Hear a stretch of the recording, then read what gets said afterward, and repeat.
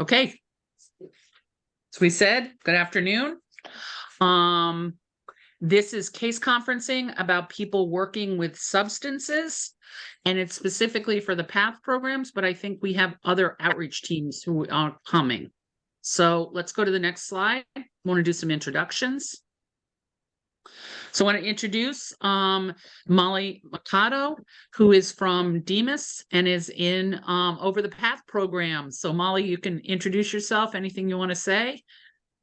Hey everybody, I feel like I know a lot of the folks on this call already. I am the state contact for the PATH program. I also do just a lot of other miscellaneous outreach stuff, and I am so excited to see so many of you here today.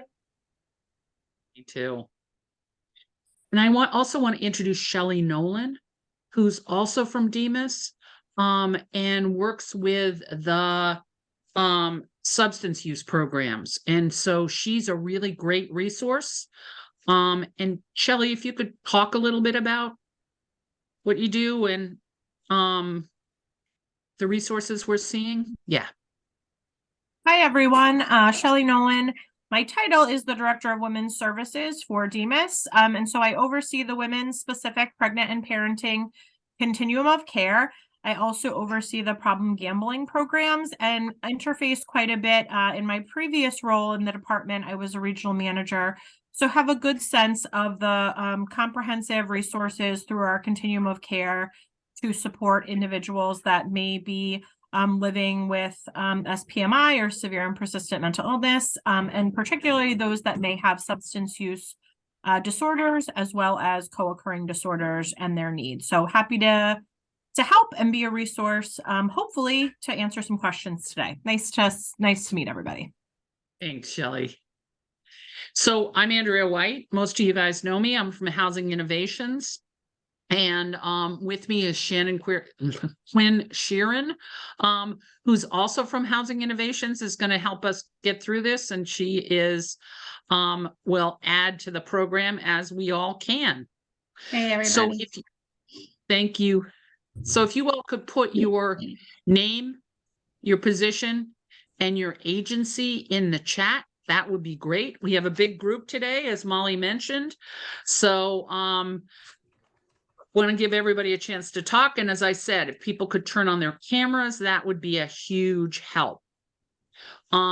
Please speak up. Feel free to unmute yourself. You can raise your hand. We'll be watching it. We'll be watching the chat. So any way you want to communicate with us, we're all in. So that would be really helpful. And as I said, today is case conferencing. Okay, let's go to the next one.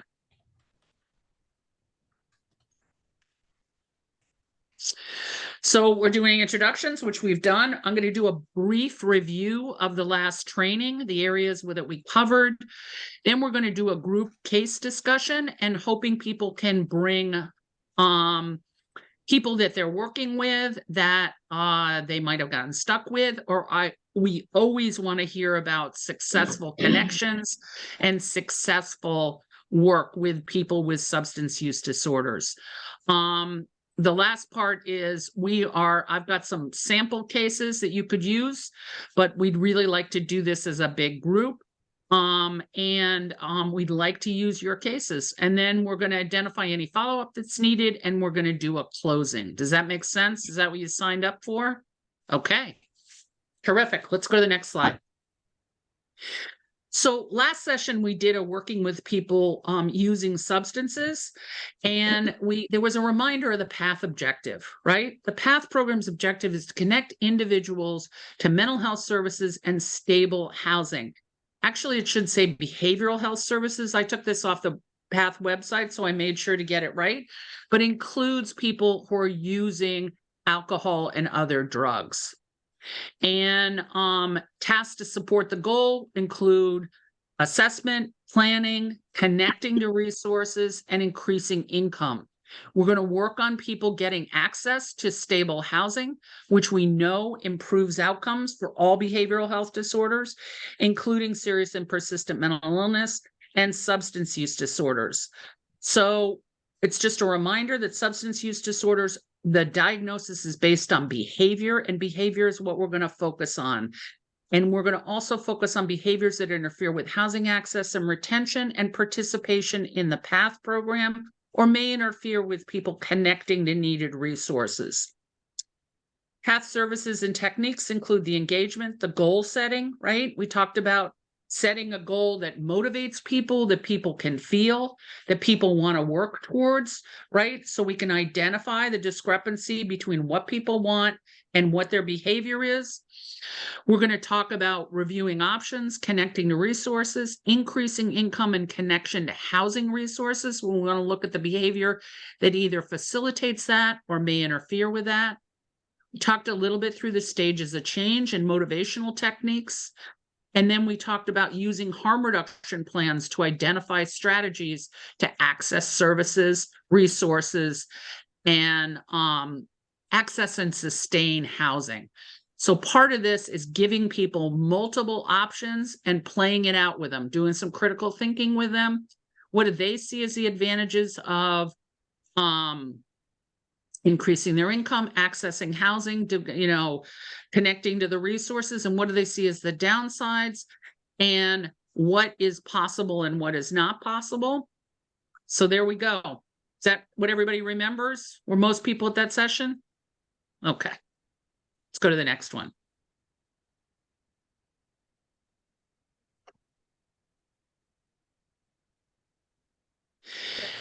So we want to have a discussion with people based on people that you're seeing, and you want to give an example of somebody you serve, or you can use, we have some provided examples, but we'd much rather hear from you. And you want to talk about what the situation is and what your assessment of the situation is. What are people asking for? What are their goals? What are the techniques that would help, or describe what you have done? And that's really important, describing what you've done. How you engage them, how you did goal setting, what motivational techniques you used. What are their resource options? What do you need to reach their goals? What are the challenges, and what's worked in similar situations? So those are questions that we may be asking you. Do people have somebody they're working with who, for PATH, most people have serious and persistent mental illness and co-occurring disorders. So who are you working with that you see that substance is a factor in their life? And what are the challenges and what are the successes that you've had? Does anybody want to talk about somebody? By the way, you can use initials or first name. Yep. Go ahead, Yeah, I Molly. was gonna just say the same thing. Don't remember, we're recording, so we don't need birthday, social security numbers. No.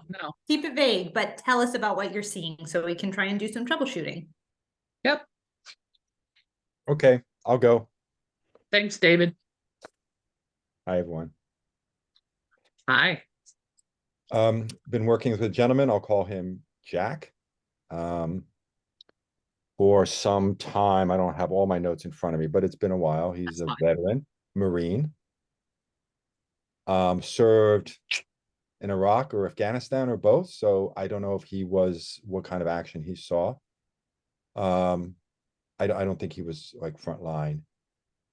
He, I believe, was honorably discharged. He's receiving cash veterans benefits.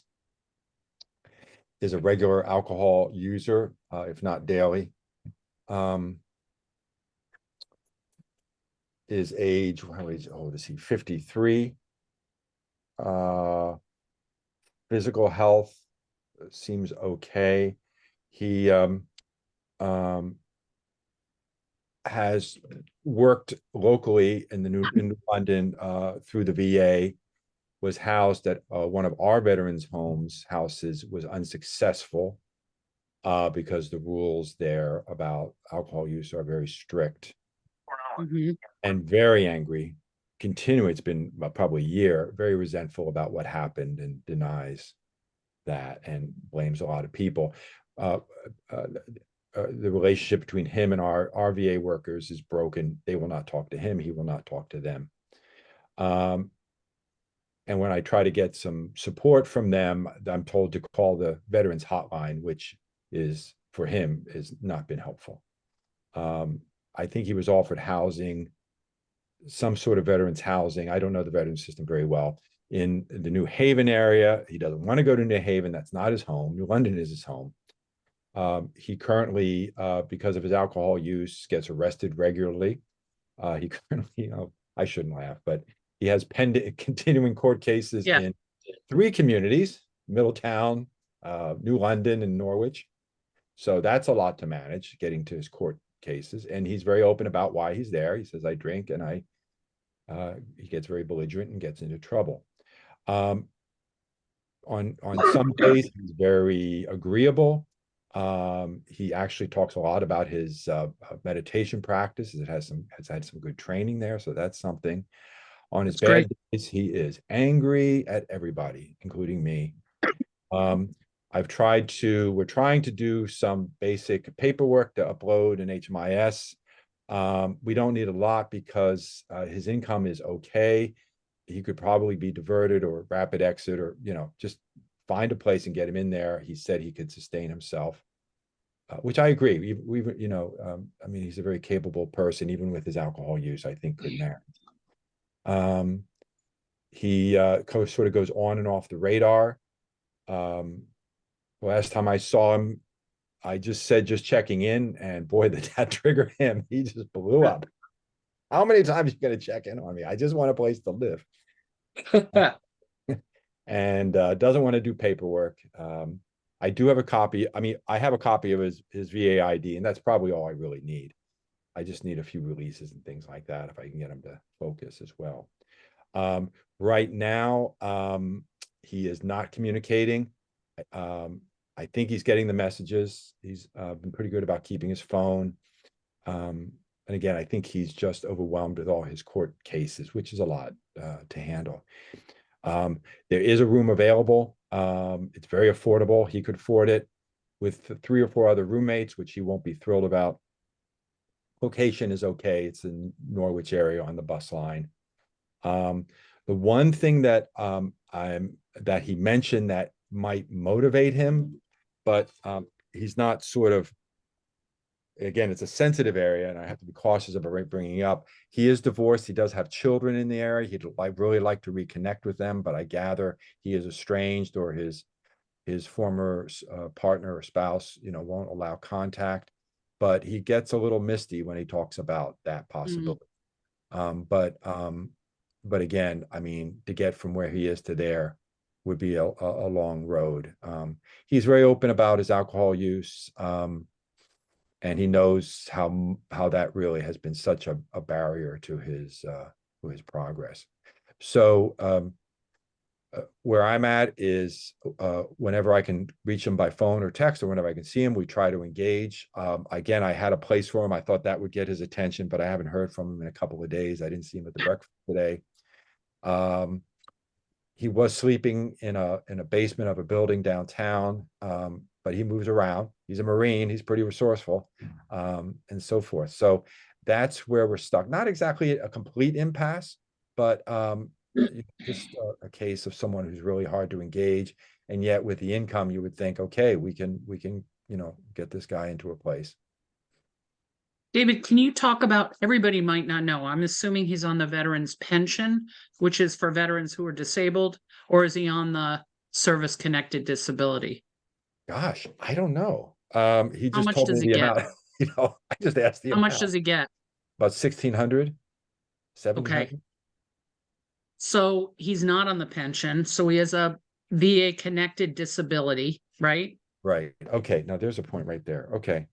I don't know. So he may be eligible for additional services, Yeah. including home care, but these are the things that you need to know. The other thing is, because he's on the service connected disability part, he's definitely eligible for HUD-VASH.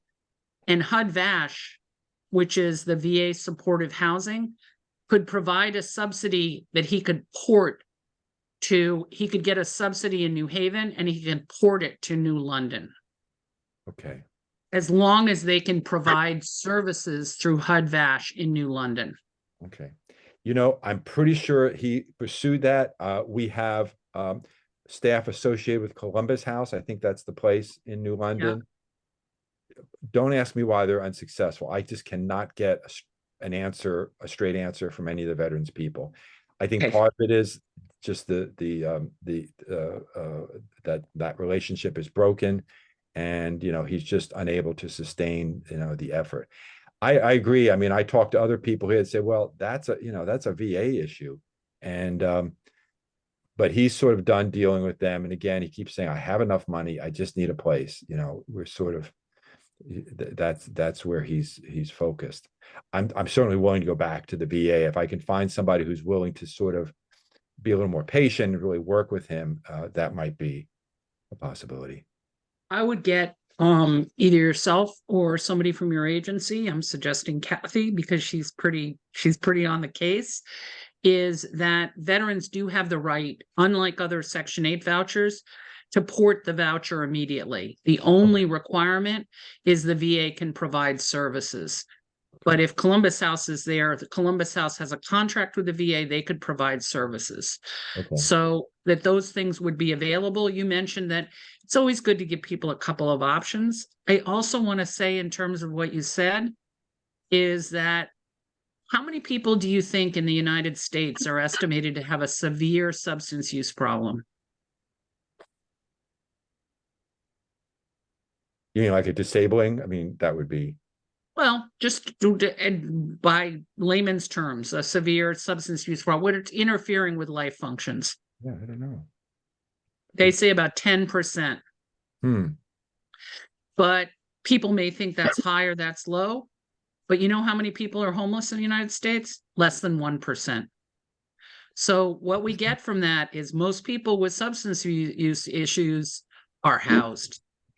And I think that your instincts are right, and he wants to be housed still using. We always want to offer people what resources we have to help them with the addiction, particularly when he's mentioning that it's interfering with his life. We always want to offer those, but it's not a requirement to be housed. Right. And the VA also has an ombudsman. Oh. Which you may be able to use, and it's very clear in the VA documentation, and I can send it to people if they want it. In the HUD-VASH regulations, it says clearly you can port the voucher as long as the VA can provide services in your area. Which we've So got. he could actually port the voucher to Hawaii, but Hawaii would have to agree to provide the services. Okay. So he has a lot more freedom being at the VA because Section 8 rules are different. The other thing about the VA is criminal backgrounds do not apply. The only thing that would interfere with people getting a Section 8 voucher is lifetime sex offender registry or over income. So not even the methamphetamine prohibition applies to veterans under the VA supportive housing. So it's something to consider. Good stuff. Good. Mm-hmm. Andrea. But yeah. Question. You said over income, even if they're receiving the income from the VA? Yes. So if they're over income, if people, my suspicion is he has about a 50% service connected disability. The full service connected disability is over $3,000, and over income means that they don't need a subsidy to maintain housing. So there's subsidy that you take what the fair market rent is, and if it's more than or equal to 1/3, 30% of their income, which is what the criteria for the subsidy is, they're not in need of subsidies. So that's what I mean by over income. It's a simple way to, I mean, I know HUD does it in a much more complicated way, but that's basically the deal. If their income, if 30% of their income is over or equal to the subsidy, then they're not eligible for the subsidy. Andrea, Simone is asking, how does a client apply for HUD-VASH? Okay, so HUD-VASH is out of the VA. And this is a really good point, you all, because we can't always depend on the continuum of care resources or the DEMIS resources or other resources, because there are other resources out there.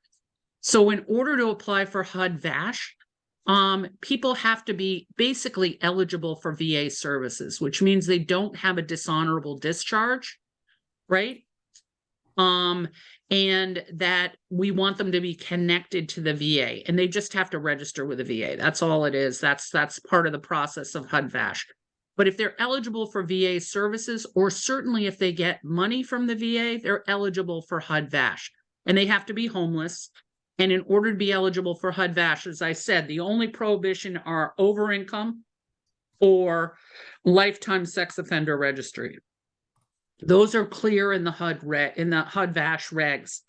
You should know that even people with dishonorable discharges are eligible under compassionate service for the SSVF program, which is the VA's version of rapid rehousing.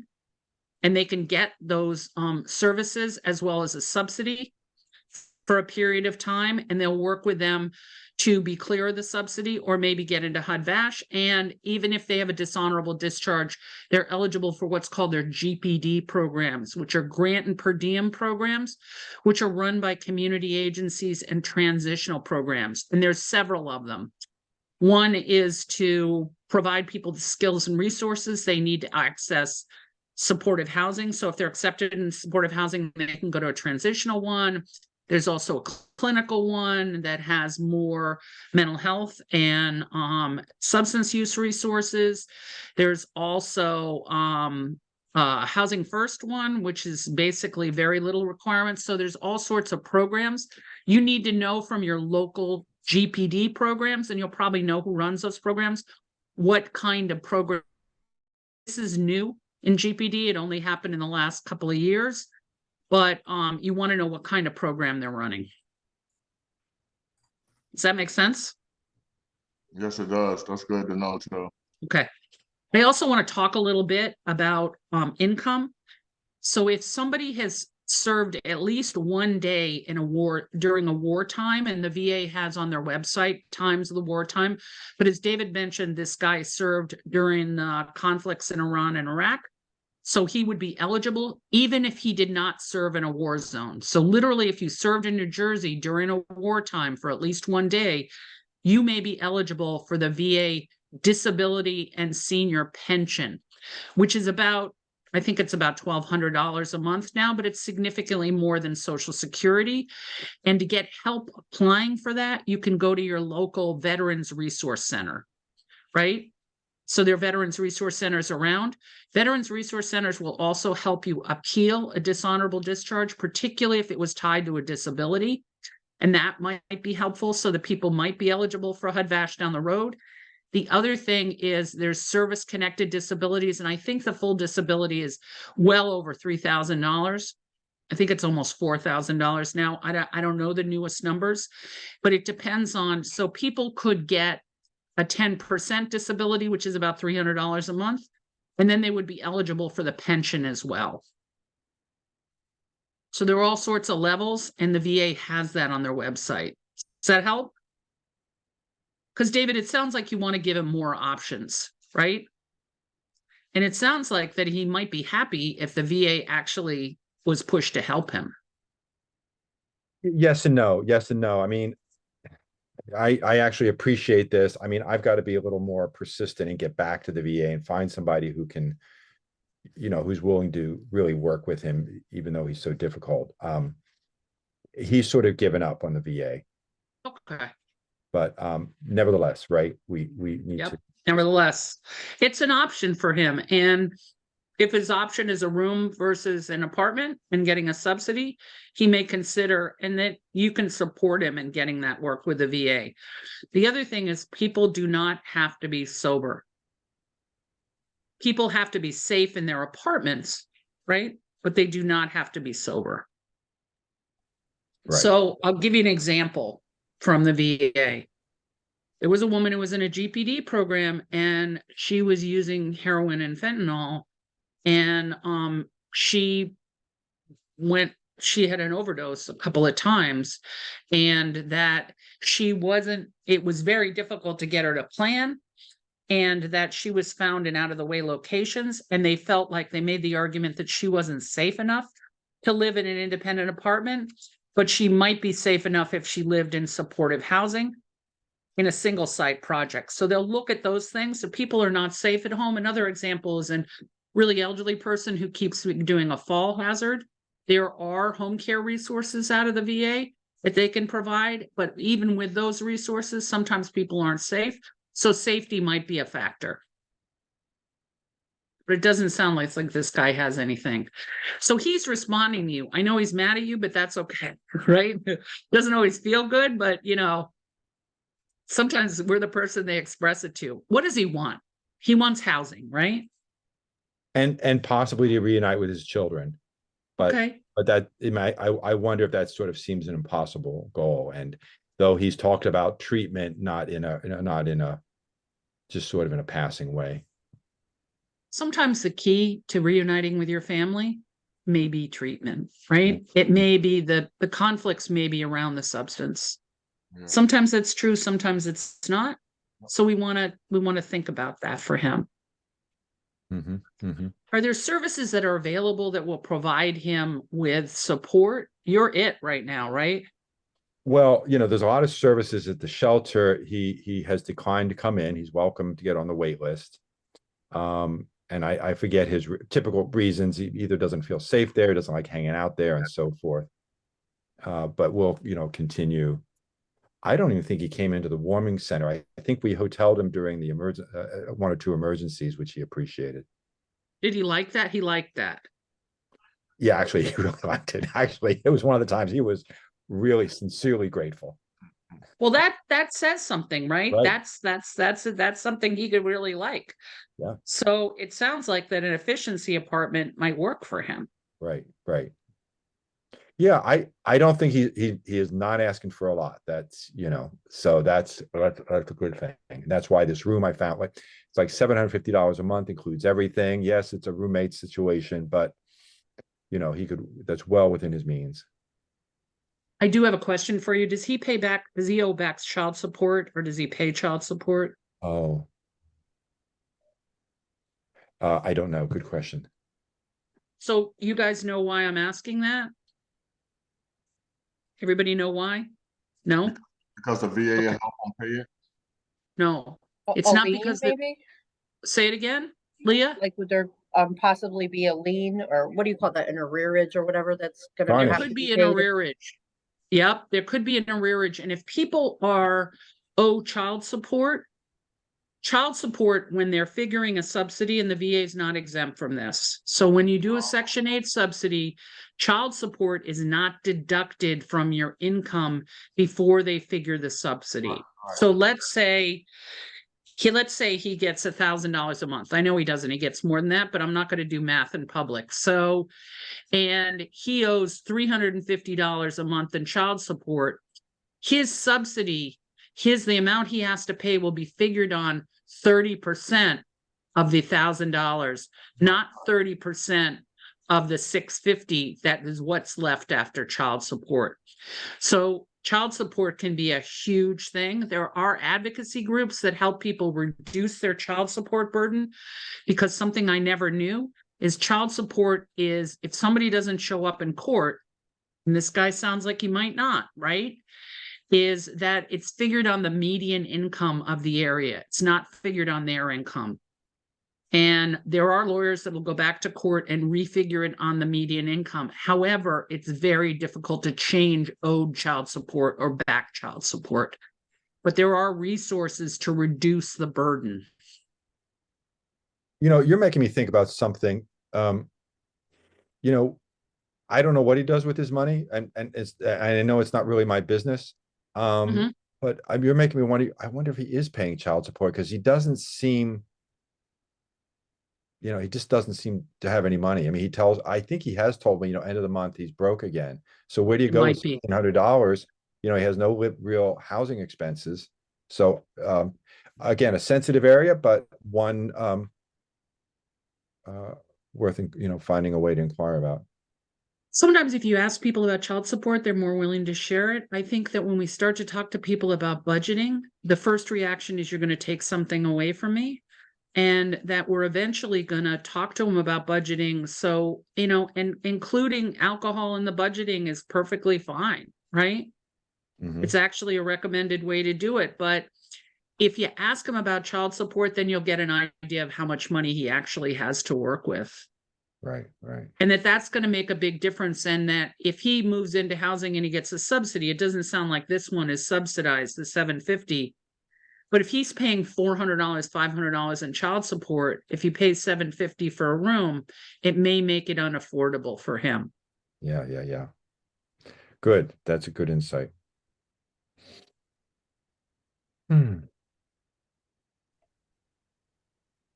Has he ever, one of the things about veterans is they're very used to working in a team. And I've seen them, work with teams of workers. I've seen them work with teams, and they also tend to be, sometimes they're veteran specific, AA or NA programs that may be more attractive to him. And the veteran service centers often offer these programs. It might be something that he might be interested in, and you can go to an AA and NA meeting when you're still using, right?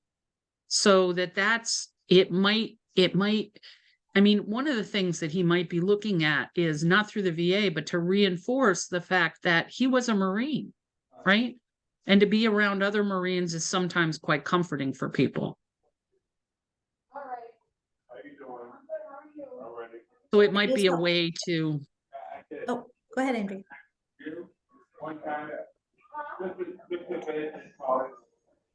I was Robbie, just you also want to going to talk? point you, David, to the chat.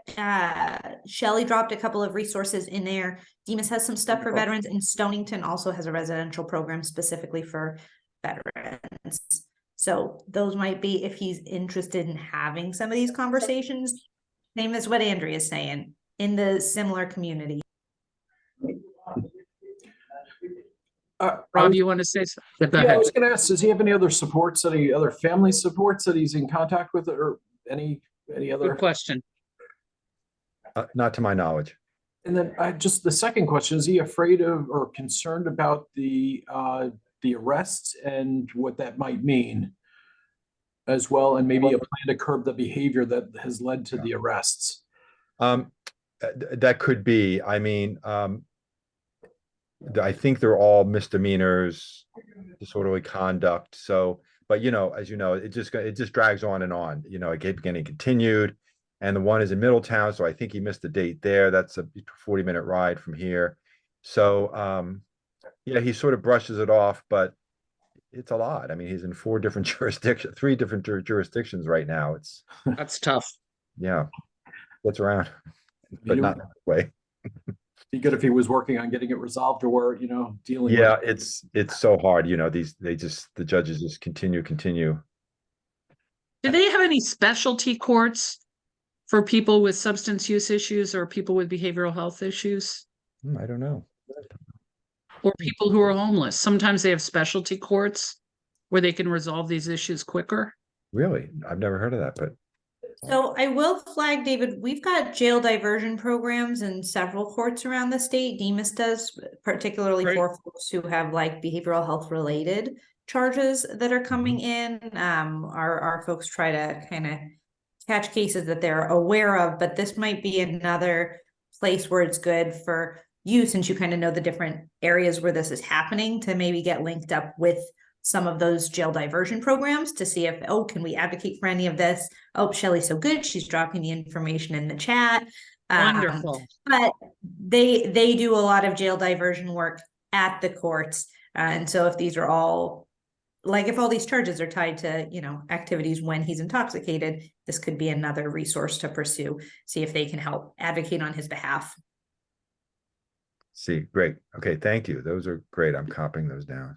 I also just you said something that stood out to me from my sort of behavioral health lens, is that motivation that he has to reconnect with his family, and that, you described a real emotional connection, even if that's a lofty dream. I think there's some real, that could be the diamond in the rough, right? That could be the caveat to sort of helping engage some of these other systems. And I just wanted to acknowledge that, even if it seems like a lofty goal that may or may not come to fruition, I think there could be some real motivation in that, and maybe that could be used to sort of help guide some connection to some of these resources, and even potentially better if those family resources that he so desperately wants to connect to could be part of that process, which may or may not be a reality. But I just wanted to flag that. Right, Shelley. No, Right. that's a good Very well. suggestion. It's probably time for me to inquire gently about that.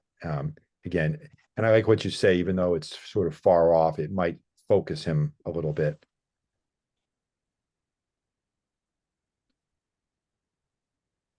Yeah.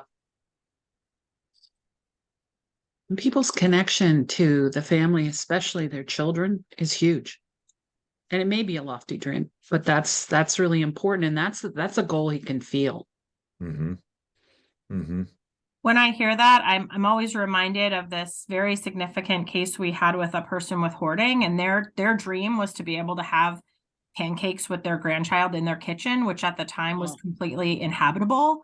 And I can't even verbalize when that dream came to reality after months and months and months of very hard work. It was life-changing. You know, that was something such a simple dream to so many, but that was the caveat to help make a lot of really hard work happen.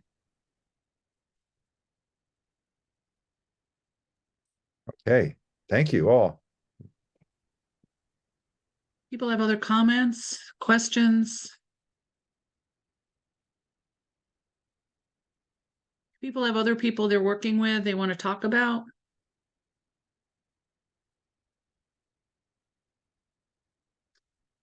Come on, y'all. Rob, you look like you want to talk. You're on mute. I want Leroy to talk. Okay. We have mutual clients that have been in outreach and in the shelter and have failed out of the shelter, and have significant substance use issues, whether it's fentanyl or heroin. And Yeah. you know, I'm not totally up to date with our latest guy that Leroy was working with, but he is just going down a path that is, I mean, it's self-destruction, and he's taking other people with him. So I don't know if Leroy is still on the call here, but he's a 28-year-old male, moved out from New York. He's got a daughter and a girlfriend in New York, in Stanford was part of the reason he came out here.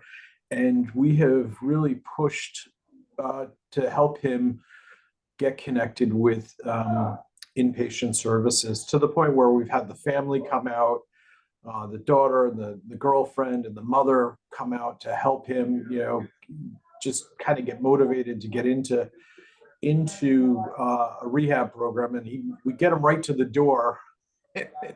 He doesn't, then it's a change of heart. But Sure. you know, the outlook is not good for him. And, you know, we've had so many overdoses that I'm just worried that, you know, he's really hard to engage. And, you know, just a challenge that if someone he's a young guy that we're trying to connect with, but really does struggle with the substance use piece. And it's not going to end well, unfortunately, seems like. Does he want to connect better with his family? It sounds like if he moved to Stanford to connect with them, so that's important to them. Yeah, he did. And then, I mean, he says that's, you know, he wants to do this. And I'm sure in some way he does. I don't doubt what Sure. he's saying, but the addiction that he has with the fentanyl is just so bad that he really can't draw himself away. I mean, it's hard for him. And so I don't know, you know, if Leroy's still on the call here. Oh, Leroy jumped off.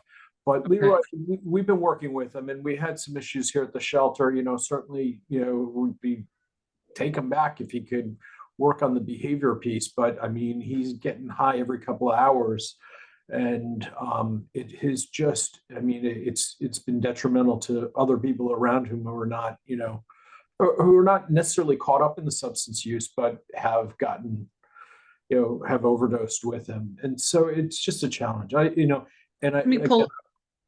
let me pull out a couple of things. Sure. Shelters can be very difficult for people who are medically addicted because they're curfews, right? Yeah. And there's usually rules about bringing substances into the shelter. And if somebody needs a drink or needs some heroin in the middle of the night, then they leave the shelter. So that can be very difficult for people, and we should all be aware of that. Yeah. I also think that one of the things that would be really helpful if you trace the pattern, what happened when he overdosed? Was he, He, he's overdosed so many times. The last time, I mean, I heard he overdosed 2 days ago or 3 days ago. was he given Narcan? Did somebody help him? Where did it happen? I'm not, I may have been over at the train station. I'm not sure. Again, Leroy's got is up on the details, but usually it would be in a public place, I think, if he was getting that help. So the most important thing to know that when somebody overdoses and they're given Narcan is we always call EMS, right? And getting through EMS and being taken to the hospital and checked out, they will also be given resources. So they're getting a message from somebody else, which is really helpful. They're not required to accept those, but at least people can, and Shelley or Molly can correct me if I'm wrong, but mostly that the hospitals will talk to them about overdose risk, maybe some harm reduction plans around overdose, and what services are available to them. So sometimes that helps, and sometimes it takes a while for it to catch. Yeah. Shelley, what do you think about that? Yeah, I mean, I think, again, if he is getting connected to EMS, the likelihood or potentially the advocacy that could happen is to get him connected to one of the CCAR recovery coaches that will actually go out to many of the emergency rooms and help folks develop a comprehensive harm reduction plan and potentially get connected to services. I would be curious if this individual would consider, getting on something like a medication for opioid use disorder or medication assisted treatment. And certainly we have a network of providers that could provide methadone through that. There would obviously be other resources in place or other formulations of medication assisted treatment. I can drop the link to the Matt Finder in the chat. But I mean, I would strongly advocate for that. And then really just if there's a way to ensure that those support folks do have Narcan on hand. I don't know if your agency provides test strips for heroin or any of the opiates to determine if fentanyl is present, but that's also an opportunity to try to help again, do risk reduction. And truthfully, even though it does potentially engage folks who may be at less risk, it is better from a harm reduction standpoint for him not to use in isolation and to use in a public setting and or with other folks, certainly, so that there could be intervention in the event that an overdose were to take place. We do have a robust network of services, both peer support as well as outpatient treatment and those medication assisted treatment programs. Again, if this individual is willing to engage or wants the help to change his use pattern for sure. That's great. Good to know. I didn't know there were recovery coaches in ERs. So it really reinforces the thing is even if you Narcan somebody, you want to call EMS and you want to give them a chance to make that hookup. Did everybody know that there were recovery coaches in ERs? I didn't either. That's really important in that they can give them a range of options. Sometimes I'm aware that they're not in all the hospitals, like LMG. They're not down in like Fairfield County. They're hoping to get recovery coaches there, but yeah, it's a nice addition for the individuals. that's something to know, and maybe that's talking to the ERs, see what services are available in the ERs. You can actually ask EMS to take people to a specific ER. If it's not available in all Fairfield County, that would make it very difficult, but having those resources is really important. And there are a lot of options for people, right? Sometimes people feel like, I don't know, my clients, and maybe it was because it was a while ago, but my clients used to say to me, I don't want to be locked away for 18 months. And my first thought is 18 months, you'd be lucky to get 18 months. But you know what? That's scary for people. And the resources that Shelley said might be much more available to people. I think he's also on the CCT team. He's on their radar as well. What's the CCT? Community care team through the Oh, hospital that's great. as well. So. Rob, you're in Stanford, so do you have, do you know if you have recovery coaches in your ERs? I don't know. That Or the was news to me CCT team? to hear that. I'm not familiar that, I'm not aware that there are, but I can inquire certainly with the hospital and our contact over there. Because I think, again, whatever we can do to help him, Yeah. So, and maybe somebody, in that not in a more non-professional way, peer or recovery coach might be the right way to kind of help him approach a plan so that he's not taking so much that he's overdosing and that he's winding up in the ER, but maybe looking at harm reduction too at some point. Yeah, absolutely. Shelley has popped some resources in the chat that are available for people.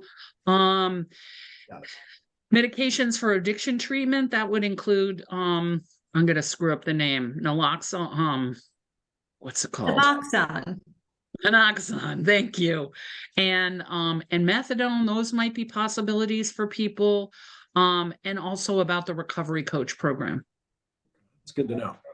And good news, I did find the list on the DMIS website. Stanford Hospital is included. Of course, the caveat of that is the individual needs to be willing to wait for that person to get to them and be willing to engage. But it might be something worth, especially if they're ambivalent about their use from a harm reduction standpoint, to share in advance. Like there might be this resource of the CCAR recovery coach that can connect with you in the event that you do need to go to the emergency room after an overdose reversal. And I'd really encourage you to meet with that person. They might be helpful. It might just be help, sort of front load that information. So when they are there and uncomfortable, they don't want to kind of bolt because they're like, who the heck's this person who's coming to see me after I'm not feeling so hot?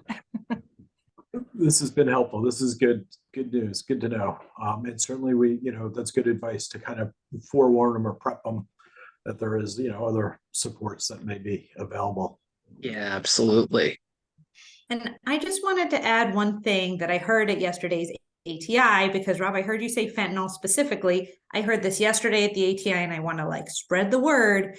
So something that I had heard for the first time yesterday is that fentanyl is super, super potent, like everybody knows, but also the time that people are going to experience the impact of fentanyl is much shorter than for heroin. So whereas if you've been operating a program for 10 or 15 years and you're kind of accustomed to folks maybe using before they come in for the night at the shelter, that is very much not the reality of how people are feeling the effects of fentanyl. And so that's important. Folks who are operating congregate facilities like this is kind of a piece of the puzzle that I just want to really be spreading far and wide, because that's very significant when folks are identifying am I going to get really, really sick at 2 a.m.? That's a reality people are going to always take into consideration. Good point. And That's great. At some point we may be looking at doing amnesty boxes of some sort, or so that we can help our folks who are addicted at least engage in the services rather than just being so far removed. But yeah, no, I heard the same thing yesterday as well. So. It's really interesting. The other things the Harm Reduction Coalition told us in the session last time is that they're also mixing it with benzos and tranq. Jeanette, I'm going to put you on. Okay, there we go. Is that they're also mixing it with other drugs, and that sometimes it's confusing to people. If you use Narcan, that's going to work on fentanyl, that's going to work on heroin, but it won't necessarily work on the other drugs, and people appear sedated. So it's important to figure that out. I don't know if you guys have heard that. This is what they said in the last one. Is that, Molly, have you heard that? Yeah, yep. When there's other stuff mixed into the supply, Narcan will reverse the opioid overdose, but if you've got other things floating around, you might be exhibiting symptoms of the other things that are mixed into the supply. So that's why we're seeing folks who may be responding, but not the way that they would have maybe a few years ago when the supply looks a little bit different.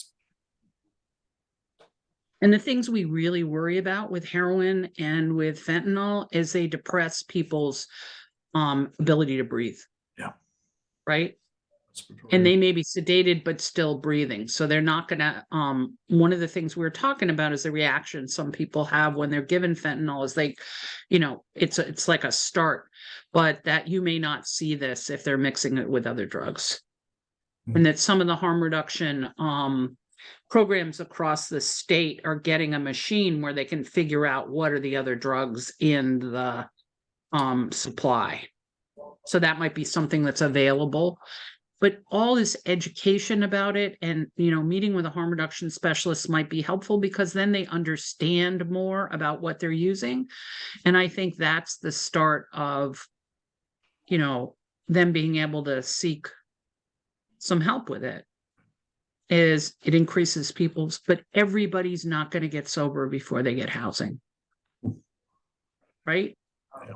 And that's not a criteria for housing, and that's not but they have to be safe.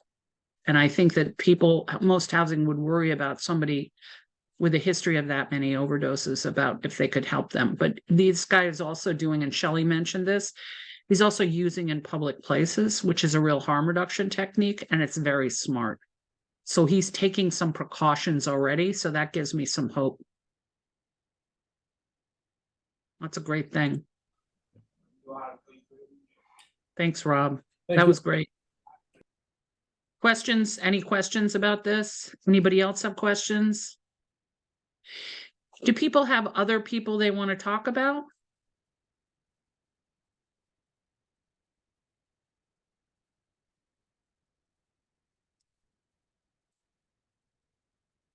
Nobody? People were saying they really want resources. Come on, Cheryl, you're always good about giving people.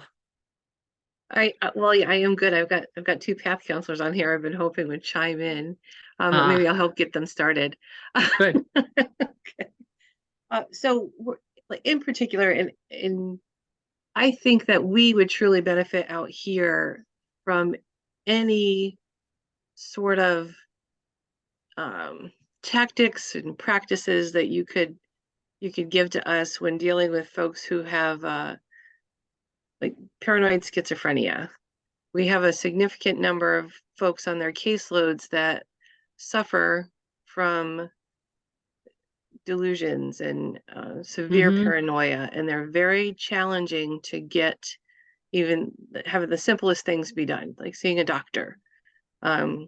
Definitely challenged about getting any kind of identification because they're absolutely certain that they're going to get persecuted from even, trying to get into the system. So, we like the individual case managers they're building a stronger relationship, and that relationship for one of Chris's clients got that client to go to a doctor and seek medical assistance. It's just it's a huge iceberg and we're chipping away at it. So any out of the box thinking, any kind of guidance, anything we may not have thought of. There's a couple of things. One is I see it as a really good sign that the case managers in your program are really connecting with people. And it can be really, it's really hard to trust for most people, right? But if you have a delusion that, a persecutory delusion, it's even harder to trust. The other thing I have to say is medications can help with delusions, but they're not the most effective with delusions, right? So, and we deal with a lot of people that medications haven't worked with them. So what that translates to is they may have had bad experiences with medications in the past, particularly if they're older, and usually the onset of schizophrenia is early adult, late adolescence. So if we're finding older people, they've dealt with it for a long time, they've probably been exposed to some of the other medications. So that's really tough. I'm not saying medications don't work, but it's harder with fixed delusions. So there's a couple of things. One is look for comfort, right? Is oftentimes it's hard to get people to say these delusions are making me uncomfortable because they're a part of them, right? So that one of the things we want to do is, in terms of connections with the doctor, oftentimes people will be more willing to see a doctor if they've got a sore foot. than a psychiatrist. So you want to look for areas of comfort, look for areas of discomfort that we can help people with. I know in permanent supportive housing, we've had a lot of luck connecting people, but it takes a long time through things like they're not able to sleep, and that's making them miserable. So we'll often connect them to a PCP who will help them maybe get some medication to sleep a little bit. There's a huge relief when people are able to sleep. And sometimes that if one medication worked for them, they're willing to trust that person to try other things. I will say that we tried that with somebody in our program, and the only thing she was willing to do was see her PCP who she trusted, but not a psychiatrist. And she got some help sleeping, and she felt such a relief to be able to sleep through the night. It also decreased the symptoms that were happening all night long and disturbing other tenants and providing a barrier to her housing. And I'll be honest with you, it took 3 years, and she finally was willing to try some psychotropic meds and was willing to talk about that the voices were bothering her. But she had a doctor who she could, talk about. She was afraid that she would be lonely.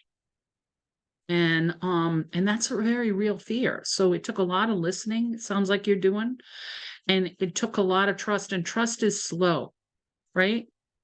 But that as we introduce these things, the other thing that we got to realize as outreach workers, that we're introducing options, and we're building trust, and that it's not necessarily going to solve what's going on, right? We have to look at what people want, how we can get it, and what are the behaviors that interfere with that, and offer people a range of options. But that treatment, really entering into psychiatric treatment may take a long time, and we can set the tone for it, or we can get them to move. And that it's very difficult when people are that not trusting. And, frankly, a lot of people who live on the streets have a real reason not to trust, even without the delusions, right? And that, and I'll give you an example is, for instance, that I found out that one of the best places to take people's IDs and stuff like that and assume identities is the shelter. And how I found that out is we were running a small program within a shelter. There was about 400 people in the shelter, and 10 of them were named Andrea White. And I thought, okay, so people take different names, that sort of stuff. So it's not always not reality based, is what I'm saying, is that it's affected by people's experience. It's reinforced by people's experience, but that's really important. We also have to monitor people for safety, right? If that, people are a danger to themselves or others because of these delusions, we have to pay a lot of attention to that. But otherwise, we do a lot of harm reduction. We talk to people a lot. We listen to what they really want, right? And we can develop that discrepancy between what they're doing and what they want. And the people, nobody like a homeless person understands there's no such thing as a free lunch. And people understand that there's a process to get access to the things that are really important to them. And people are often able to consider that within that context. And it's going to be slow. And, there's an old saying is, just because you think people are out to get you doesn't necessarily mean people aren't out to get you, right? I mean, people, and so that reinforces all that stuff. And so I think what you're doing and building trust with people and offering them services and looking for comfort and looking for a space can be really helpful. This is going to sound silly, but one of the things that we often did with people is, when you go home and you've had a bad day and there's a place in your house or in your yard or somewhere, or it could be a coffee shop that makes you just feel calm, could be in your car, right? That makes you just feel like you have control over the situation a little bit and you feel calm and you feel at peace. I realize that a lot of homeless people don't have that, and helping them identify a place they can calm down and feel safe can be incredibly helpful, because people understand that, and it's important to people. So where's the place they feel the most safe? Where's the place they feel the most at peace? And if people can do that, that's the start. It's the same thing when you know, if people are using, right, is getting them an example of when they were abstinent or used substances less and something good happened to them, that really resonates for people. So I'll give you another example. Is there was a place in Minnesota called Anishinaabe-Waukegan, which was built around Native Americans who weren't getting into shelters because they were using. And one of the things that they did was people were interested in woodworking, and they had a woodworking shop, and they worked with people to develop a rule for the woodworking shop. And basically you could not be intoxicated to be in the woodworking shop for obvious reasons, right? Because it's dangerous. And the people agreed to that, and people were able to be abstinent for short periods of time that they chose in order to participate in something they really loved. And they started to talk about what that was like for them. So giving people a chance to be at peace, right? And that I think that the case managers, because they have a relationship, and you said one of the case managers got somebody to see a doctor, that's huge trust, right? It may be that you're giving people a period of time when they feel more peaceful or feel more safe, and really talking about that, what that's like for them and how they can recreate that space. There's Yeah, I no guess magic bullet for this. no, I didn't know that going in. I was just Yeah, okay. I figured. always hopeful. What's that, Chris?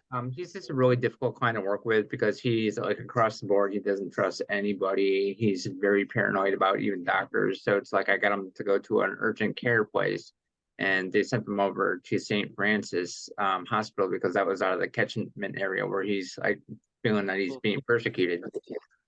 So that's, you know, that's kind of, it's small steps with people like him, because I understand, you know, where he is right now. Chris, I want to say that's huge. That's absolutely huge. If he feels he's being persecuted in a central space, the fact that you got the urgent care to listen to him, to make a referral to some place where he felt safer than his original place, that's huge. That's a huge step in the right direction. That's huge. And he must really trust you. Did you take him to the urgent care? Yeah. He must really trust you, because that's a scary thing. I mean, I don't like walking into an urgent care, right? Yeah. I mean, it's scary. So that's huge. And I think that the other part of this is we have to see these small goals as progress, right? That's an amazing step. Did he go to St. Francis? Yeah. Wow. Did it help? Yeah, he was prescribed antibiotics for his leg, and you know, he's contemplating going back to urgent care because he now thinks it's Lyme disease. Okay, that's huge. He's going back to urgent care. That's huge. So and I also want to point out that what you did is got him treatment for something that he identified as a problem, right? His leg was sore, so you went for comfort. You know, when somebody's psychotic and they got a hurt foot, my priority is psychosis, but I had to swallow that and realize what their priority is, and you did that. That's huge. Yeah, because if I mention anything mental health related, or you know, as far as like him, like mental illness, he shuts down. He's in complete denial. He doesn't think he's mentally ill. But he can also work on this. The fact that, you know, he trusted the urgent care, that worked for him, that his foot wasn't feeling well, that he's willing to go back when he didn't get what he wanted, which is lack of pain in his foot, right? And get him to test him for something else. That's really big. Yeah. And that can eventually be applied to some of the psychiatric symptoms. Yeah. It's going to take a while.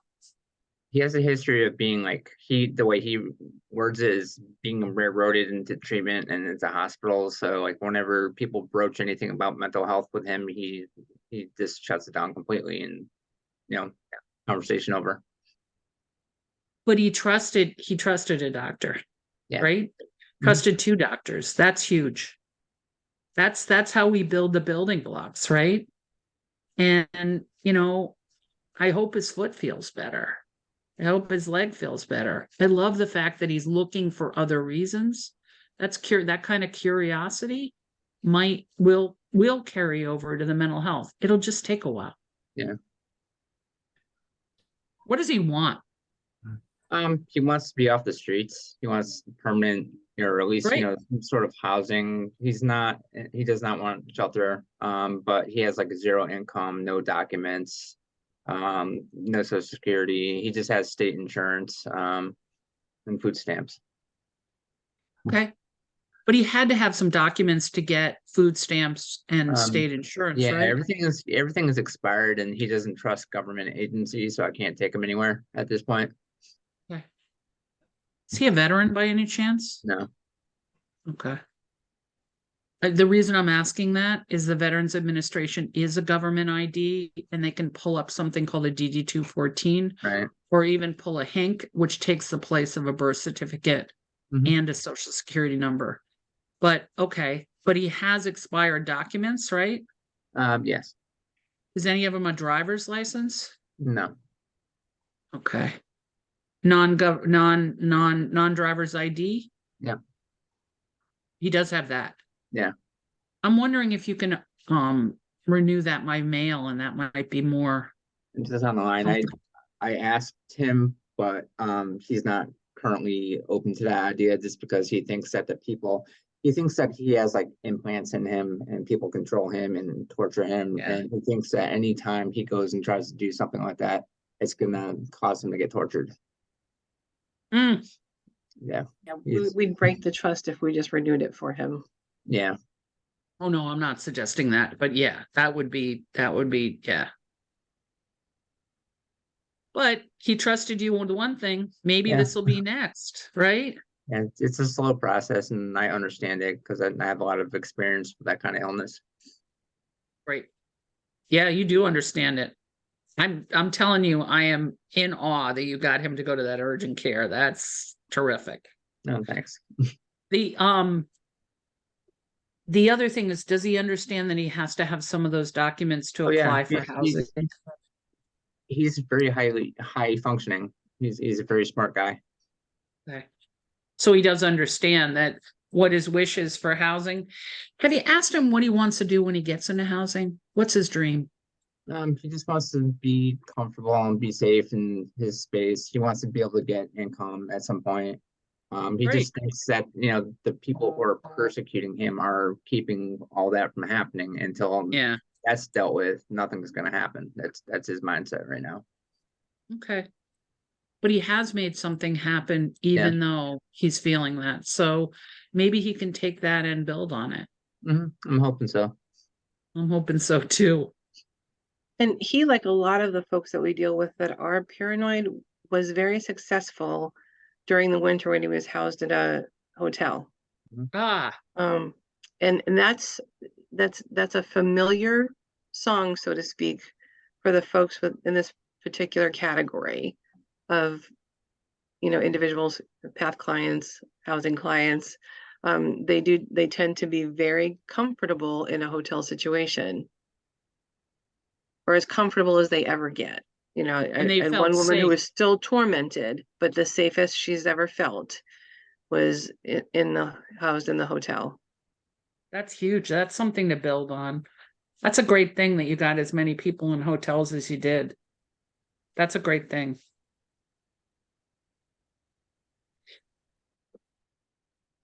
What did she like about the hotel, or what did he like about the hotel?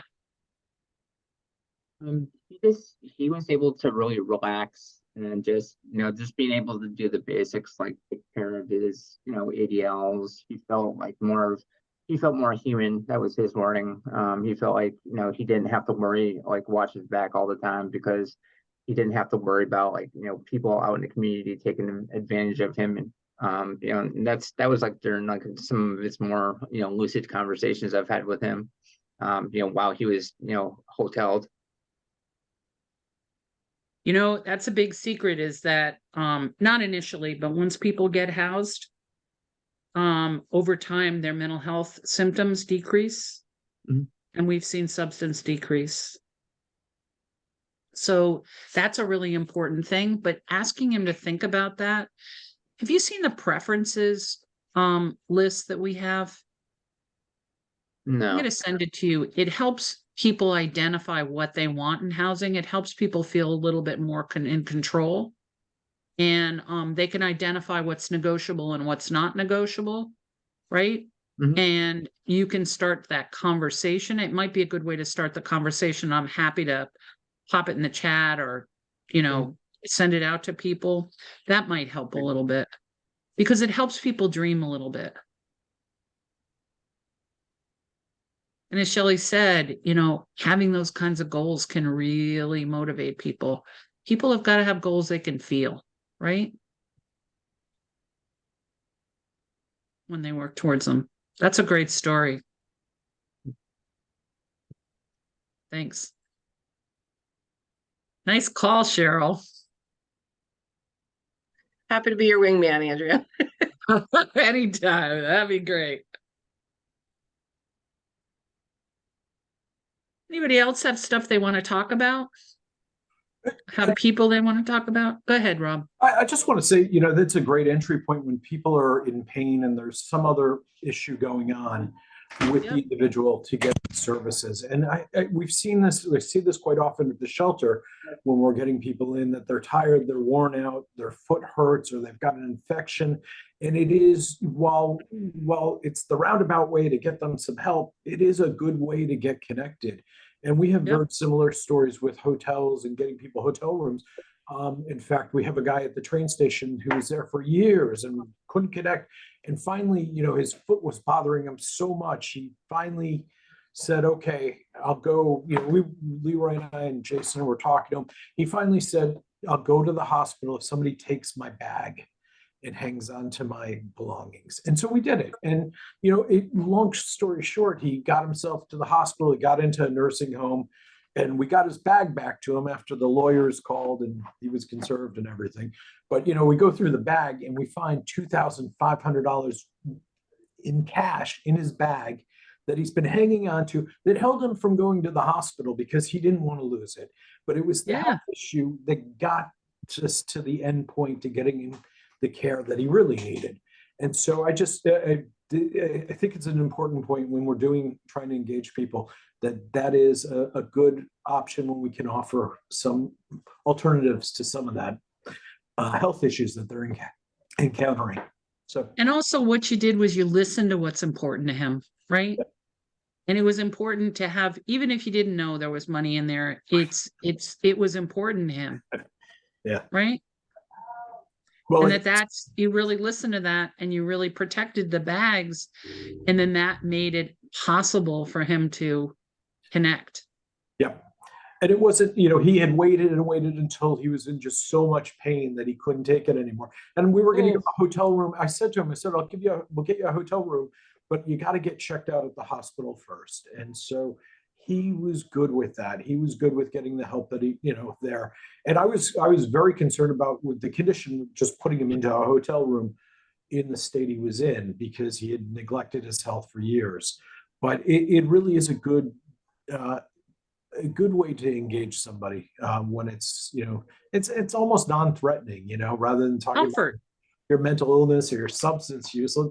It's a better way to kind of help them and give them some comfort.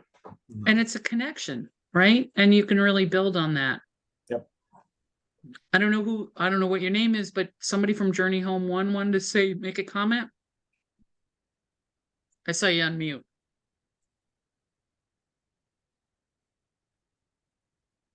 No? Anybody else want to make a comment? Do you want to talk about how you've connected people with services, even if they're not the service that you think, right? What are things that helped you connect people to substance use services? We talked about, if somebody has an overdose and they use EMS, they're going to get offered services. And that, it's a very powerful thing because, you help them live, right? The EMS help them live, and that they may listen to that in a different way. Are there other things that you've done? I mean, for us, I know at the train station, we've had challenges. I'm sorry if I cut you off, but with people with No, good. skin conditions, lice and stuff like that, Yeah. giving them lice shampoo, stuff like that is, another way, again, that we've been able to talk to people. So that's all I want to say. Yeah, no, that's important. You know what? Really paying attention to what's making people uncomfortable. Sometimes a sandwich can be part of it, right? Because you're listening to what's making them uncomfortable. And, that's how people connect. And that's what makes it possible to offer these services. Have people, I know that Molly talked about in the last session that detox is now called withdrawal management, and that limits the number of people that can get into the withdrawal management. So it's limited to people who need a medical service, right? Is that an issue for people? Do people have questions about that?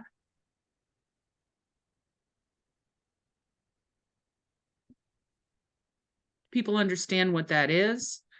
There's certain drugs that require medical intervention to help people in withdrawal because withdrawal poses some medical risks. But there are other options for people who may be using substances that don't require the medical detox or medication in order to detox. Like, I don't know, we used to call it social detox. Is that out, Shelley? I don't know what that is, so I don't know if it exists. I'm going to put in the chat again. I'm sorry, I'm inundating with resources. Hopefully they're helpful. Great. We do have the CT Addiction Services website, which does provide the real-time bed availability for a variety of the treatment programs in the continuum if folks are looking for them. And part of that conversation is just that we're shifting the system to become a Medicaid reimbursable continuum of care for substance use. So without getting in the weeds, it used to be funded in a different manner, which is why some of the residential treatment programs only applied to certain individuals who had certain Medicaid benefits. The good news is that with the shift in the system, it does change the availability of those services for all folks that are Medicaid eligible, and as well as uninsured and privately or underinsured folks. And so it does just sort of change the landscape. So by history, somebody who maybe had Medicare wouldn't have been eligible, and now that looks a little bit different. And so there's, I think, a several 100-page document on the DSS website that I could put in the chat if folks were really interested, but that's really sort of the down and dirty snapshot to our treatment system just looks a little bit different, and how folks are able to receive authorization for services looks a little bit different. The resources are still very much the same. And really, sometimes it is more about talking through the needs of that individual versus kind of identifying a service that they need, sort of expanding that. Maybe by history, someone who was using an opiate would have been a candidate for a detox center or withdrawal management. And maybe now they're at a different, more stable place in the recovery, and they don't need withdrawal management, but that doesn't mean that they can't be connected to a different level of care and another service. So again, I'm happy to put my contact information in the chat and also just flag the website, because it does give a nice description of what each level of care is. You can hover over the different levels of care to get a little bit of a narrative. And you can also use the treatment continuum as a resource for assessing whether or not someone would meet the level of care standards. And I just want to jump on the tail of that. If folks are trying to help connect people and there are like system things that are preventing people from being able to get care, I would love for you to bubble those up to me. I don't want folks to kind of hit a brick wall and think like, that's it, we can't access anything. I think that happens sometimes if folks don't know where to turn. So if you are experiencing that with anyone you're serving, please let me know. I'm going to call Shelly. We're going to talk to the folks in our side of things. Sometimes weird things happen. Sometimes somebody's new and they make a mistake. There's a lot of stuff that could be going on, but I don't want it to mean that folks are not able to access support. So if you are hitting a problem and you're thinking, well, no, I think I followed the steps, please don't sit quietly with frustration. Like, let us know about that so we can try and, maneuver things around.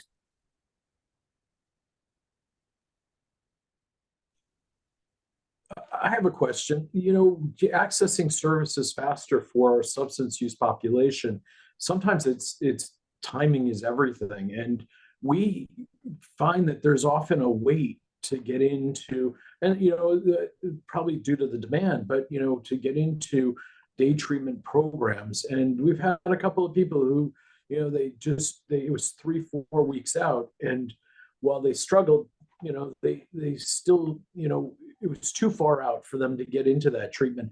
Is there any other quicker way that we can get someone who's ready to get the help, and so that there isn't such a lag time? Because in the 3 weeks, things change very quickly. So what I would say is that sometimes folks, through no fault of their own, and certainly client choice plays a huge component to this, but if somebody is willing to access treatment isn't regionalized in the DEMA system. So even if somebody is based in Stamford, if we have an open bed in Hartford, we have resources to help get that person from Stamford to Hartford to access treatment. And if they are willing to go to different parts of the state, we can absolutely have real-time bed availability. It is very, very rare that we don't have any open beds in any given level of care within our system. And really this website that I put, the last one, the ctaddictionservices.com, highlights where those available beds are. Again, you might have a client that says, no way, Rob, I went to Hartford once and I don't want to go back there again, and I'd rather wait it out. And that's their choice ultimately. But a lot of times we can help facilitate those admissions. Part of this shift in the system is really to try to streamline and expedite access. So exactly what you're talking about happens. That real-time connection when the person says, okay, I'm ready, is when we get them connected to treatment, because we know that sometimes we don't have the luxury of a day or a week to help keep that person alive and ready to get into treatment the next time. So again, to Molly's point, in the event that you are seeing that, if you're getting told by a provider it's a 3-week wait list, please flag that for us, because a lot of times we can maybe help work through some of that red tape on the front end to expedite that admission. That's great. That's really important, because I've heard people say that.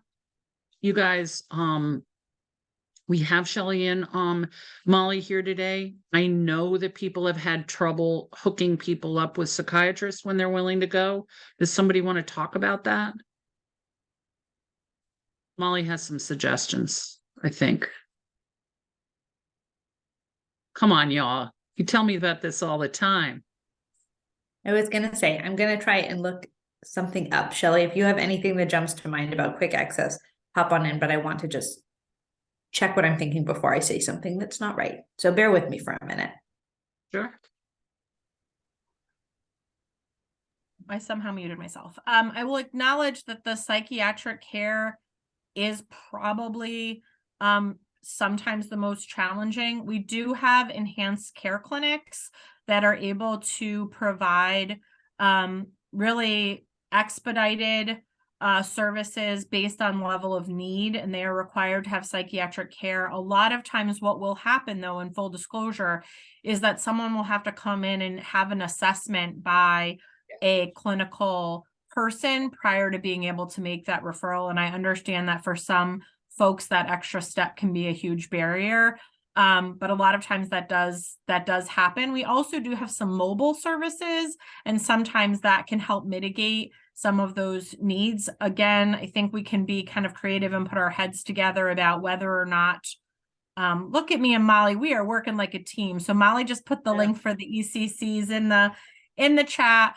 those can be really great resources. Some of the mobile programs can be resources. And I think sometimes we have to just be creative and think outside the box using some of our resources and supports in our LMHA network to try to help get folks what they need. But I do think I will fully acknowledge that the psychiatrist time is expensive. It is a commodity, and but that doesn't mean that we can't do connections in other ways. The other thing that I will just put out a shameless plug, which may not apply to most folks, but we do have the Access Mental Health for Moms program, which is a real-time perinatal psychiatric consultation service. So if you are working with somebody who may not have the expertise in working with pregnant and parenting or perinatal individuals and families, but they're having access, getting connected to medications related to postpartum depression, postpartum anxiety, or postpartum psychosis. We have some really great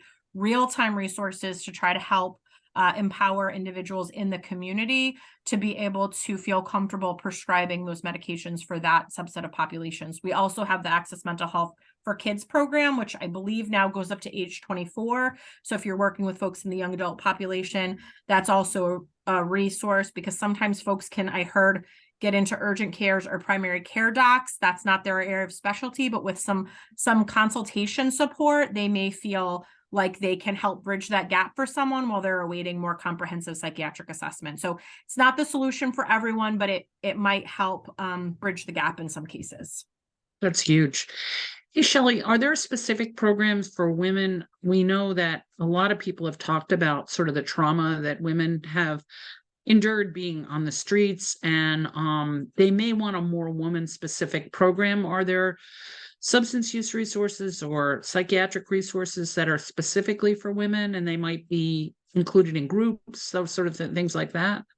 Yeah, so we have a continuum of services that are targeted towards women, and that includes folks that may identify as non-binary or trans. That includes folks that are carve out for pregnant and parenting folks, that individuals may come into care either pregnant or with small children in their care. And so on that CT Addiction Services, it'll highlight which programs are specific to women. I will also pop in the chat, unless Molly beats me to it, a link to our Women's Services brochure, which has some outpatient and IOP programs that receive specific trauma and gender informed care, really to enhance the ability to support the unique needs that women may have. And similarly, there are also programs that are designed just for men to sort of balance out the needs that men have that are different from those that might be more universal in a co-occurring treatment program. That's great. The only other thing I want to flag, going back, it's not psychiatry specifically, but I do want to just kind of flag some related things that we've been trying to work on with the local mental health authorities. We have been doing some presentations at the CAN level to make sure that folks understand that your mobile crisis teams can and should be acting as a consultative service. And so if you are not quite sure how to proceed, you know there's something going on with mental health, but maybe there's not a clinician in your organization, or maybe there's one and it's a 50-person facility and you can't really get much of their time. Your mobile crisis team is able to provide consultation, should be giving you some support. If you're running into challenges with that, please also flag that for me and we can do some troubleshooting. And the other thing I'll say is that we've also worked with all of the state operated local mental health authorities around the state to identify point people who can support with the disabling condition verification forms for cases where you're working on that for permanent supportive housing and it is a behavioral health condition. These folks are not going to be able to sign off, obviously, on medical conditions because that's not their purview. But we have kind of identified point people. They are able to support with maybe coming out and meeting with people if that's a need. They can check their records to see if there's a history of care with the local mental health authority. So I just want to kind of put that back on folks' radar. Your cans all have the contact information for who those point people are at the different facilities. So just want to make sure that's on everybody's radar because we understand that HUD requires that form. And we also understand that that form can be a tremendous barrier for folks who are not really interested in doing several rounds of assessment. So wanted to throw that up there. Hey, Molly, it's come up before that people had felt that mobile crisis may not be available to people on the streets. And I realize there's some logistical challenges, but my impression was it was available. Yeah, it is, and it should be. And if that's an experience you're continuing to have, please let me know. We've been working a lot at Demas to get the mobile crisis teams to have a totally different capacity level than they've had at the past. We're working to get every single team to have 24/7 coverage. So that's including third shift, and that's with an ability huge. to deploy to folks. So I know that is not how the system looked in past years, but we have been doing a lot of work, and we're really trying to strengthen the partnership between you guys and the CANs and your mobile crisis team. So if you're continuing to hit issues, please flag that to me too. Is that something that's come up for people? I mean, I know it's come up for people because people have brought it up before, but it's something to consider. All right. If people have more questions, that's great. Otherwise, what I'm going to do is give you some sample cases and think about what you need to serve these people. Okay. I'll divide you up in groups. I'm hoping to get somebody, the people who have their sound off and their cameras off, into these groups and see if we can hear from you. Does that sound right? Okay. Shannon's going to put people in groups of about 8 or 9, right? These are some case studies. You can choose one and think about what support you need to serve the person. Okay. So I'm going to stop sharing and I'm going to share it in the breakouts. I know this is clunky. I apologize, but that's the way Zoom works. So we're going to put people in groups and let's see.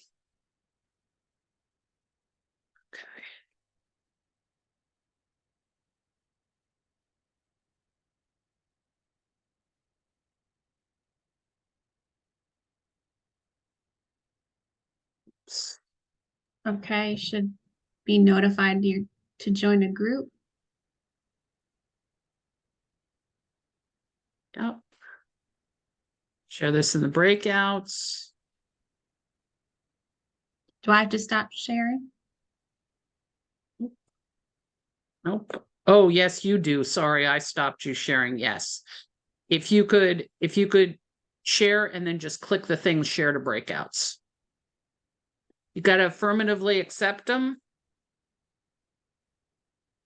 All right, hang on. Excuse me. Yes, Darren.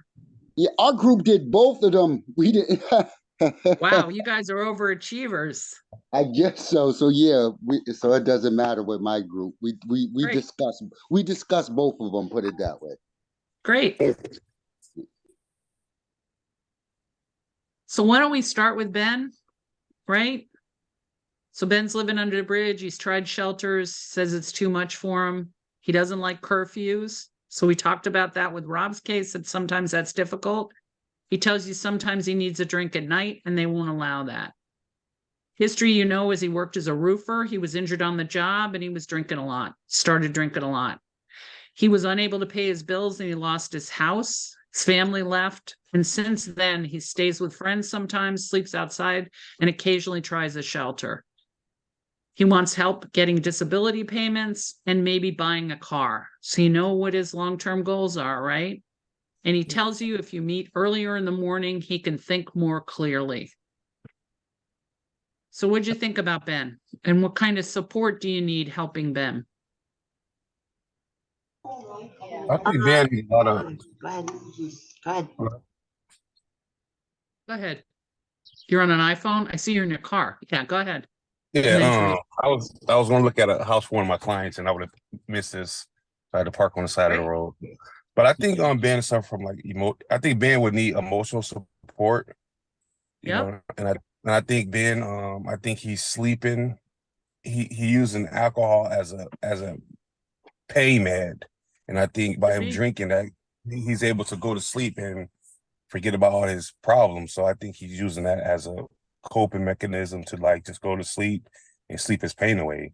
And then when he wake up, he has a clear mind and he's more articulate. So, and he's aware that, okay, if you catch me in the morning, I'd be more so in tune of being able to communicate better, opposed to catching me at night because I'm at the time trying to drink my, So that's know, huge, pain. right? Yeah. That's huge. It gives you a lot of insight into how he sees himself and how he's more abstinent, right? So do you think you Mhm. could hook him up with maybe some services in the morning? What kind of Yeah, that'd be services his would best you need? bet. I think it seems like he's suffered, like from reading what I read about it, it seemed like he was depressed after losing everything. Yep. Losing his house, his job, his family. So, he's a little bit of depressed. So I think having like seeing a clinician on a daily, like 1 or 2 times a week will probably help him out, To deal with the and try, depression and the trauma, right? I mean, that's a yeah, traumatic experience. How about the pain? I mean, the pain, I just think he needs to just try to reconnect with loved ones so that he won't, to help his emotional pain. Because it's more emotional, seem like it after losing your family, your home, try to get him more involved in things like trying to, as a carpenter, like introduce him to people who are doing roofs so that he can, escape the pain, the psychological pain that he's going through. So it's affinity and that's a really good idea. It's connecting him to his community, to people with interests that are the same, decrease some of the isolation. If he's Yeah. in physical pain, or if you deal with people in physical pain, what sort of things do you guys look for access to? And we're going to ask Shelley a little bit about sometimes pain specialists in hospitals have a specialty of dealing with people with substance use disorders so that they can help people. I know in the past pain specialists have said we're not dealing with you when you're using substance use, but I think that's changed in Connecticut. Have you ever used pain specialist?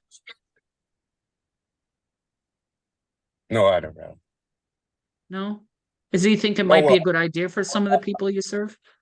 you depending on what type of pain, like physical Right. pain. I think, yeah. Oh yeah, I'm Yeah. sorry. I had a pain doctor before. Yep. Yeah. And is that helpful? I mean, it's a temporary fix. When you getting like those injections in your back, I mean, they help for a little bit, but it don't problem. It's like a quick Yeah. fix, and then you back at it. It's like It fix a helps, flat. but You try. yeah. Yeah, a lot of this stuff, and you're right, roofers tend to get injuries in their back, right? And that there's not a whole lot people can do about it, but it also gives people another option. If he says he's drinking because of the pain, giving him a little bit of pain relief and going for comfort might help him connect to the service and might help him take a look at his relationship with alcohol in a new way. JP, you guys talked about Ben too. Thank you. Yep. You're on mute. JP, you're on mute.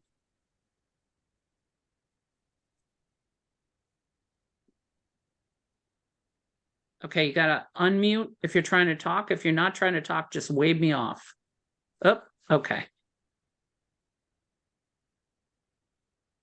Anybody else? You ever tried that?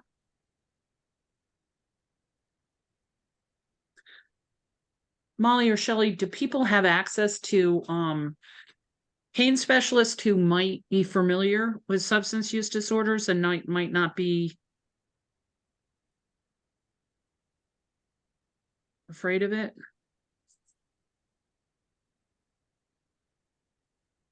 I know it's come up for people. Now nobody's going to talk. Okay. I Yeah, can say that. Go Go ahead, ahead. Shelley. No, go ahead, Molly.